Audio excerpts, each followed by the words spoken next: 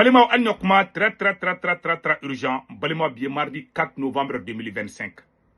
Balima ala sago au sago. Asimi goita koko ka fo malien tchena muso demiseni makorbanyana. Kau si kana sran jatika wale mugonya. Kau nuye marfata kana nyasa uma kana sran de. Kau jajo. Kau kana sran nyade asimi goita de kuti. Kona yo ketoro kube rekili. Asimi goita ka jatika wale kele fura de sekere folie fle malien belajeria. Ko malien si kana sran bli. Kale asimi kote. Asimi goita kotuguni. Ka mogobe malien ka demela kanga faranyo ka kambulu di nyogoma. Ko ni malien farale me ɲɔgɔn kan bi kamisi ka se an jugu la ko jugu be Mali contre la bi Asimi Goita ko kabe wululu madabla ko malien be ka fara ɲɔgɔn kan Asimi Goita ko mɔgɔ minnu be essence jenna ka caya tile kɔnɔ ko ni be bɔli ko duuru kɛ su fɛ I ka moto ni ka mobile la k'i ka dɔɔni b'o la ten donc a y'o kumaw fɔ ayiwa an bɛna Asimi yɛrɛ kumakanw kala an ka tilata ye mun ye an bɛn'o fɔ bɛɛ lajɛlen ɲɛna Asimi Goita ye kuma in fɔ de Buguni an ye lithium bɔrɔ filanan dɔ fana sɔrɔ Asimi kun taara o inauguration na Buguni Asimi y'o fɔ malien yani ka Asimi kumakan kala wallahi ala bɛ bɛn ka nege dɔ bɛn ka di ne Asimi ko kan bɛɛ ka fara ɲɔgɔn kan ko ka Bina Jara kɛlɛ wayi bɛn ka ɲi n bɛna Asimi yɛrɛ kumakan kala an kan ka ladilikan fɔ Asimi ɲɛna an b'o fana fɔ donc malien an ka jan ka Asimi kumakan na mɛn fura foyi t'a la kana siran don dusukun na a kɛ fɔ foyi ma kɛ parce que siran tɛ saya sa quoi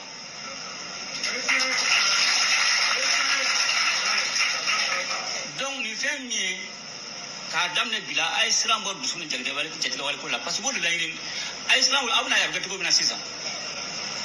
jatigɛ wale ni siran ni mɔgɔ tɛ se a tɛ so la Asimi Goita ko ni Bina ka mɔgɔ ye marifa ta ka ɲɛsaw ma k'a kana boli dɛ k'a kana siran ko siran tɛ saya sa ko malien Asimi ko malien ala sago sɔgɔ Asimi Goita ko k'a ka sɔn saya ma sa ko siran tɛ saya sa k'a ka sɔn k'a ka sa sa k'aw kana siran fana dɛ a ye kuma fila de fɔ a si ni si tɛ kelen ye ko siran tɛ saya sa donc ale yɛrɛ sɔnna ko mɔgɔ bɛ sa donc k'a kana siran quoi k'ali n'aw sara ko foyi t'a la Asimi Goita ko malien ala sago k'ali n'aw sara ko fɛn t'a la ko siran tɛ saya sa k'a kana siran a ka jajɔ hali n'aw bɛ sa a ka sa awa n'aw sara fana a kana fɔ k'aw sara fana ko c'est bon quoi k'aw kana siran ni Asimi ko mɔgɔ si kana siran bon Asimi Goita min y'o fɔ ale taara avion de la Buguni munna Asimi Goita ma mobili boli Bamakɔ ka taga Buguni ale ko k'aw kana siran dɛ Asimi Goita Kami b'a ɲɛmɔgɔ tɔ de filɛ o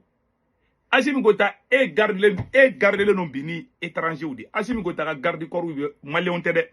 Asimi ka garde corps tila a bɛɛ bɔ Turki di hala ma da irisiw la ko ka anw kana siran yɛrɛ sirannen don nin ye kabako kuma ye dɛ ko k'an kana siran yɛrɛ sirannen don ma taga duguma sira fɛ ko malien ka taga duguma sira fɛ Modibo Keita kuma dɔ fɔ le dirigeant est le premier servi le dirigeant est le premier sacrifié je m'excuse le leader ou le dirigeant est le premier sacrifié et le dernier servi. Ko jamanadenw ma aw kana siran foyi tɛ nin na de fɔlɔ b'a kɛ ne y'a kɛ tɔw bɛ da la ne Asimi Goita mobili boli Bamakɔ san ka taa Sikaso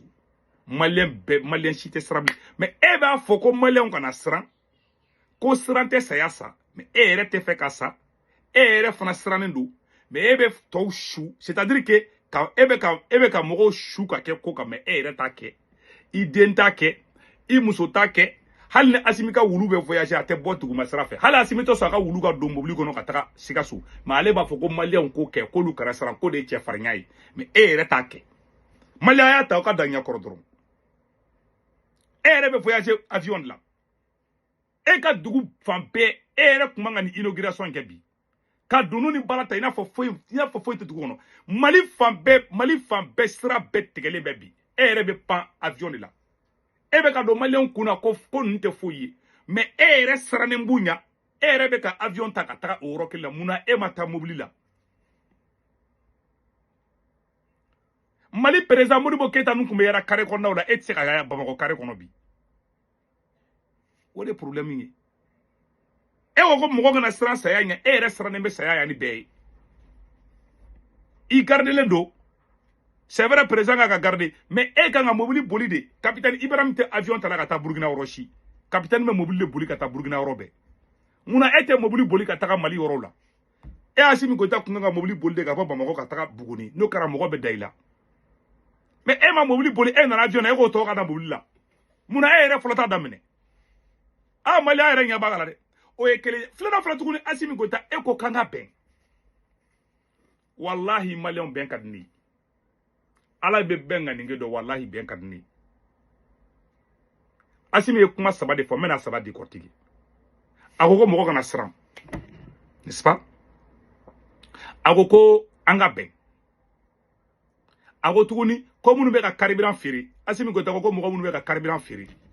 ko olu ni jatika wale mogo be mogo suya kilini ayo kuma fana fo c'est qui est très dangereux o manga bo nyamogo da nyamogo manga kuma fo ay Assimi kuma kana me afana anana duguna sa e mo be bogo flage u bogo tangi jamu le ga mutola ni gela ne bada bu a taji soro man ko sani ite doni ngola na fate boli muna ibo bola asigi dono be kala Assimi Goïta ba fo kaka dumunugo flage tile kono yara be dumunugo sabare ga tile kono dono Assimi ba fo ka dobo dumuna ha ko jamana ko segembe jamana la dono Assimi betla ka fana ka kona be dumunugo sabaka tile kono ka ya ke fly donc Assimi mina commencer ko kuma fana fol damne voilà les problèmes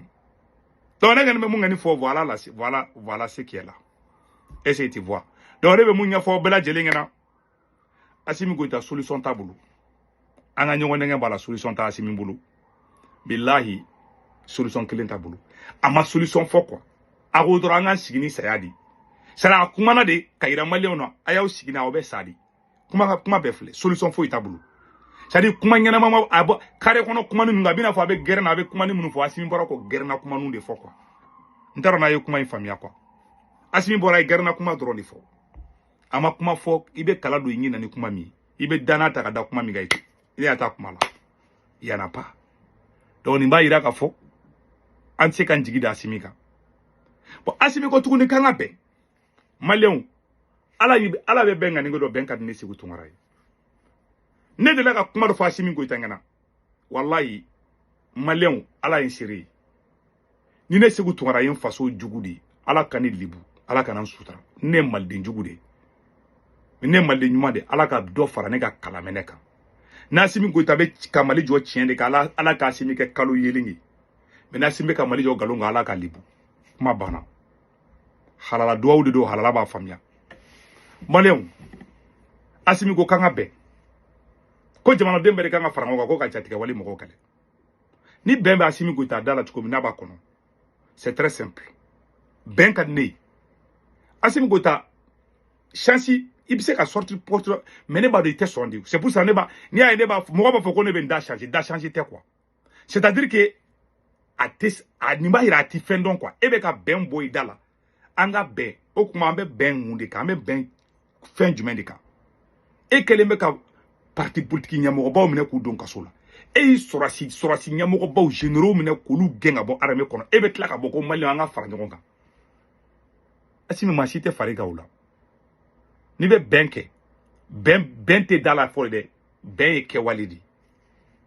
abina fo ego muso ma ke ba fe mais ele yoye ebe ka muso bo ebe sunguru te ka ko ebe ko beke o ba ira ite muso fe o billahi ni be mo fa ite malkala o e prefudi e ko anga be me te ka be sara ke o ebe fara li sara de la e kanu ba munu be e supporter te ta kasula munu be ne ka klanta te kelenye o différence de nos Maliens ñoŋote e différence créé e cybercriminalité créé ka ke kelege bere mogo mun ka aknata ne ta tekele kolu don kasola mogo mun ko viva Assimi Goïta ol tata kasola al no lubeta avec un politique kasodi e tara kana tun kanga be e ba ben fo ni kanu baga de ñoŋote sinon ina te bende ni ya anga nyamogo bla domina kay ga décret sabab am ben condition bo fo Maliens ngana be siki kuma ga décret munta koka abasi genga bo armée la ye décret mun signé de ha ika salon ngono de ha ika décret kolon de ni a signé koka abasi genga bo armée la ye sorasi mun genga bo armée la olu la sigi folo armée la folo o ba ira kebe ben fait tant que Assimi Goïta ebe ni flip flap de la don la petini fitin do bena mona do ila quoi billahi tallahi ala yere ka latike di Assimi wallahi foyi te mun pisani be ka tɛmɛ Ala kan. E be ka Ala tanama ko de kɛ mais Ala bena yira e Assimi Goïta la ko e te foyi ye. Ala de be fanga di mɔgɔ ma n'i ka fanga minɛ kuma sela hali n'i taara mori bugɛ bali fɛ Ala b'a bɔsi la. Mɔgɔ caman b'a fɔ Assimi Goïta ka fanga bila ni Ala ma kita la e t'a bila sisan. Mais e be ka Ala tanama ko min kɛ Ala be ka fanga Ala be mɔnɛ e mɔnɛ mun don maliyɛnw na bilahi mɔgɔ wɛrɛ tɛ Assimi ka fanga tiɲɛ Assimi yɛrɛ danna mɔgɔ dɔ de b'a ka fanga tiɲɛ n'a ma kɛ kun bɛɛ bɛ wulu la ka bɔ na étranger si tɛna k'a bɛ Assimi ka fanga tiɲɛ a y'aw sigi a ka fanga in taabolo lajɛ Assimi yɛrɛ dalen bɛ mɔgɔ Assimi ye trahison min kɛ tɔw la de dɔ de fana bɛ a bɔ Assimi mɔgɔ bɛ c'est à dire Assimi yɛrɛ dalen bɛ mɔgɔ min na dɛ o de b'i cu ni Assimi ye a y'a sɛbɛn aw ka da ne de y'a f'i ɲɛna coup d'état bɛɛ bɛ kɛ ten i bɛ k'a ka homme de confiance de tun ye Assimi ye hali don min na coup d'état kɛra Assimi kunkolo yelen Abdou Niang kun bɛ panga puruti la ko ko force spéciale na ko Dieu merci mais o kun t'a dɔn ko a kun nana IBK minɛli la ainsi va la vie IBK minɛ cogo min dɛ aw ka kurutu kɛ hali n'a ka sɔrɔ i ni IBK bɛnna ka maliyɛnw janfa tuguni e de kɛnɛ IBK e ni i sɔrɔsi ɲɔgɔn de jɛra ka kɛ ɲɔgɔn fɛ voilà parce que i yɛrɛ ma coup d'état in kɛ i y'i cu ni IBK à la dernière minute parce que ni m'o kɛ u b'i fana minɛ e ka force spéciale tɛ tɛmɛ mɔgɔ 500 kan ou bien mɔgɔ 400 kan a wagati la donc si je ne me trompe pas et kelen tɛ se ka armée bɛɛ la voilà donc tu étais obligé k'i coller tɔw la o dɔrɔn de don donc voilà un peu la vie Assimi Goïta dɔ b'i siri k'i da ne d'a fɔ a y'a sɛbɛn a ka da ne tɛ fɛ o k'i faga dɛ i bɛ ka i ye Mali mun kɛ e de b'i jɔ kan ka bɛn e ɲɔgɔn e ka jugu ni faraw na ye bilahi talahi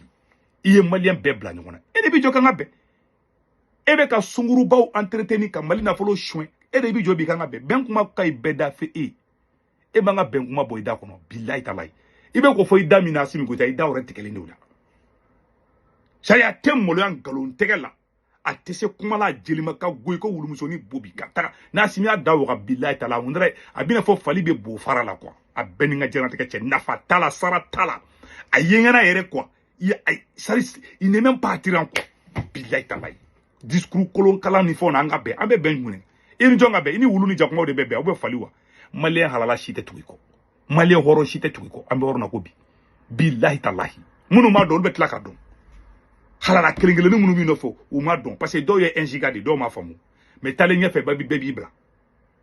c'est la vérité président ka t'i jɔ ko ni mɔgɔ min bɛ taa carburant feere bitɔn na e yɛrɛ ka premier ministre e ko minnu bɛ taa essence ta ka yurugu k'olu ni jatigɛwale mɔgɔ kelen e yɛrɛ ka premier ministre ma citerne kunturu détourné yan e sɔrɔsi ɲɔgɔn kun tɛ taa essence ta bitɔn na ka taa feere yan sɔrɔsiw baden kun b'a kɛ la e ko mɔgɔ b'a kɛ ko bɛɛ ye tero de ça veut dire que e ka premier ministre Abdoulaye Maïga fana ye binaka mɔgɔ di parce que u bɛɛ y'a kɛ e ka gouvernement kɔnɔ zone bɛ yen e de depuis sigira Mali kɔnɔ ni ɲɔgɔn Mali ma deli ka lebu min kɛ o de kɛ a bolokola taara nin fɛn in kɛ dɔrɔn Buguni dɔrɔn mɔgɔ ka kule ka bɔ ka kunbɛn c'est à dire que i b'a dɔn quoi c'est à dire on dirait un gamin qui est au pouvoir quoi il est immature quoi c'est le président le plus immature a ɲɔgɔn président kolon den ma sigi Mali kɔnɔ a bɛɛ ni n ka diɲɛlatigɛ cɛ ne ye mun fɔ sɔrɔsiw n'a ma nin gɛn ka bɔ yen a ma solution foyi fɔ solution kisɛ kelen a ma bɔ cɛ da kɔnɔ a ma solution foyi fɔ il n'a rien dit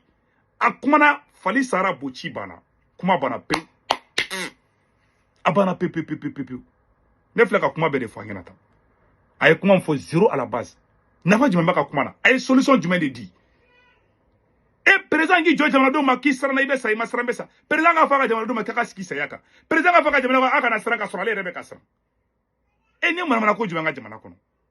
donc maliyɛn bɔra ka nin de kɛ maliyɛn minnu bɛ faransi Italie Espagne Angleterre Amérique Canada ka wari ci nɔgɔya la a bɛ Senwave application télécharger n'a ye Senwave application télécharger a bɛ ne ka kɔrɔ promo don urgent 10 euro bɛ na o y'a yɛrɛ ta ye o kɔfɛ a b'a ka banque information bɛ don aw somɔgɔw bɛ Mali la Sénégal Côte d'Ivoire Cameroun a b'olu ka orange numéro ta a n'u tɔgɔ bɛ carte a y'a kɛ to dɛ yɔrɔ dɔ bɛ ne kan k'o fara vidéo kan Assimi Goïta bɛ nin bɛɛ la hali chauffeur minnu bɛ Assimi dɛmɛ mɔgɔ Assimi dɛmɛ a y'a bɛɛ janfa mɔgɔ a dɛmɛ a y'a bɛɛ janfa a y'a bɛɛ janfa hali minnu bɛ na ni citerne ye bilahi talahi citerne bolaw bɛ maɲuman ko la bi ne ye citerne bolaw ye hali sariya ye bɛɛ bila ɲɔgɔn na ka bɛɛ siga ɲɔgɔn na an bɛ vidéo bila an yɔrɔ la maliyɛn minnu bɛ faransi Italie Espagne Angleterre Amérique Canada ka wari ci tɔgɔ la a bɛ Senwave application télécharger n'a ye Senwave application télécharger a bɛ ne ka kɔrɔ promo don urgent n'a urgent don 10 euro bɛ na o y'aw yɛrɛ ta ye o kɔfɛ a b'a ka banque information bɛ don n'a ka banque information bɛ don aw somɔgɔw bɛ Mali la Sénégal Côte d'Ivoire Cameroun abolu ka orange numéro anu tɔgɔ mun karante ka n'a wari cuma b'a sɔrɔ orange mana sur place wari cugo fila tɛ dɔrɔmɛ kelen sara wari cugo filanan sabanan bada 1 euro 99 2 euro 200 dɔrɔn o de kun don a kan bɛɛ ciao ciao